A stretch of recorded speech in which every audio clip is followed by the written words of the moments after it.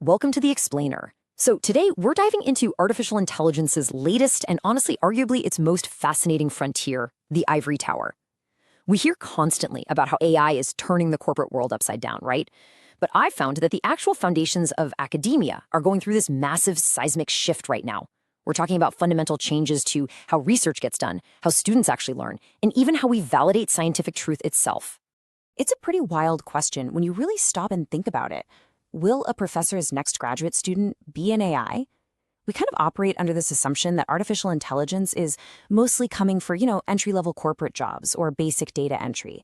But what happens when the very institutions that create the world's highest level of knowledge start adopting AI not just as a handy tool, but as a literal replacement for human intellect? Part 1. The ivory tower shakes. There's this incredibly raw, super candid quote I found from a discussion on the r/Accelerate forum, and it just perfectly nails the dilemma that academics are facing today. A user wrote, "The issue is not whether my students are valuable. In the long run, they are invaluable. The issue is that their value emerges slowly, whereas AI delivers immediate returns." And, you really have to consider the environment here. Faculty members are under relentless pressure. That whole publish or perish culture, it is completely unforgiving. When you're a researcher trying to parse through mountains of papers and write grants to survive, a totally frictionless AI assistant starts looking incredibly tempting. It basically sets up this brutally pragmatic choice.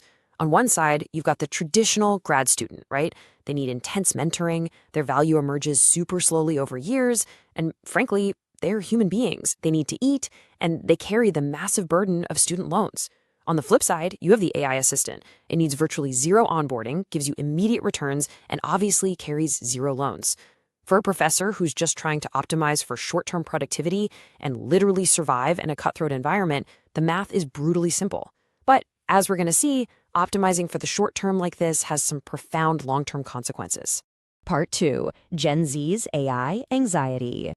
Now, the reality of the job market right now is startling. Data from the Wall Street Journal shows that back in 2022, recent college grads made up about 11% of new hires. Fast forward to 2024, that number plummeted to just 7%. Why? Well, because those entry-level tasks that used to be the first rung on the career ladder, stuff like basic data analysis, copywriting, initial research, those are exactly the things AI does best. So the career ladder isn't just getting steeper for these kids. The bottom rungs are quite literally being ripped away. And the psychological toll this is taking is just staggering. Based on some really comprehensive data from FastPsych, which is a leading telepsychiatry provider, 42% of Gen Z is currently struggling with depression and hopelessness. That's nearly double the rate of adults over 25. Imagine pouring thousands of dollars into your education, only to lie awake at night agonizing over whether your major will even exist by the time you graduate. It's this deep, systemic uncertainty about employment, and it's driving a massive spike in the need for mental health support. So how are students actually dealing with this? The stats are mind-blowing. 88% of UK students say they are currently using generative AI for their assessments. That is a massive jump, and globally, the trend is pretty much the same. But here's the absolute critical nuance we need to grasp. For a lot of these students, AI is no longer just a study buddy. It's a full-blown coping mechanism. When you feel totally hopeless about your future and crushed by academic pressure, having ChatGPT write your essay isn't just about being lazy and saving time. It's a symptom of a generation feeling completely outpaced by the exact technology they're being told they have to master. Now, a lot of colleges are totally panicking about this and just slapping outright bans on AI in the classroom. But experts are warning that this is a complete recipe for irrelevance. Graduates coming out of these highly restrictive schools are reporting that they feel vastly unprepared for the actual modern workplace. Banning AI doesn't stop the anxiety at all, it just makes it worse. It actively widens the skills gap, leaving students without the ethical and technical fluency they desperately need to survive in an economy where employers are actively hunting for AI-proficient workers. Part 3. Breaking scientific peer review. 10,000 plus. That is the number of paper submissions that major AI conferences, like the International Conference on Machine Learning, or ICML, are now seeing per venue. Generative AI has lowered the barrier to actually writing these papers so much that the system is literally being flooded.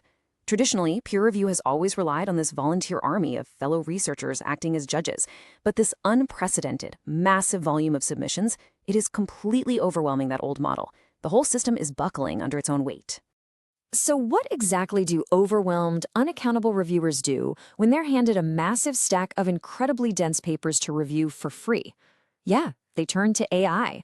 Researchers have caught on to this because they've noticed a massive spike in superficial buzzwords, words like commendable and innovative, just flooding peer reviews ever since ChatGPT came out. Some reviewers are literally just feeding the submitted papers into an LLM and copy-pasting whatever it spits out. And this led to some genuinely fascinating detective work. A recent position paper submitted to ICML introduced this concept called LLM typo analysis. See, it's really hard to definitively prove a review was written by AI, so they looked at spelling errors instead. Human reviews written by exhausted academics always have typos. AI-generated reviews, grammatically flawless. But here's the catch. While the AI reviews are spelled perfectly, they have absolutely zero technical depth. They give these generic, superficial summaries instead of the actual critical feedback you need to advance real scientific knowledge. Part 4. Blueprints for a fix. Okay, so it sounds incredibly dire, right? But experts across the field are actually laying out concrete blueprints to fix this stuff. First things first, we absolutely have to treat the human cost. According to FastPsych, the clinical solutions are right there. We need to expand telepsychiatry access that is specifically tailored for students dealing with this AI-induced insomnia and dread. Virtual care lets students access cognitive behavioral therapy to actually manage this uniquely modern anxiety. And on top of that, schools have to drop the bans. The antidote to AI anxiety isn't prohibition, it's empowerment. We have to ethically integrate AI into the curriculum and teach students how to confidently wield these tools. Second, we've got to fix the actual system. The researchers at ICML proposed this brilliant fix called a two-stage bidirectional review. It basically works like this. Step 1. The system only releases a neutral summary of the review to the author. Step 2, the author then gives feedback on whether the reviewer actually understood the paper, and they do this without knowing if they were accepted or rejected, which completely stops retaliatory scoring. Then finally, Step 3, the critical weaknesses and the actual scores are released. It's a minimal shift, but it forces reviewers to actually sit down and read the work. But how do you incentivize humans to actually do that hard work? Well, the ICML papers suggest a reviewer digital badge system. Basically, instead of peer review being this completely thankless, invisible chore, high-quality human reviewers would get rewarded with verifiable academic credentials. By tracking a reviewer impact score and putting badges on their profiles, you flip the power dynamic.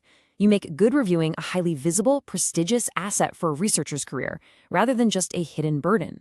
Which really brings us to our final thought. From the overwhelmed professor just trying to stay afloat, to the incredibly anxious student, all the way to the breaking point of scientific truth itself, the academic ecosystem is standing at a massive crossroads right now. The blueprints for a fix absolutely exist, but they require us to actually value human insight just as much as we value frictionless efficiency. So I'm going to leave you with this. As AI rewires the very foundations of academia, are we upgrading education or simply automating it? Thank you so much for joining me for this explainer, and keep questioning the world around you.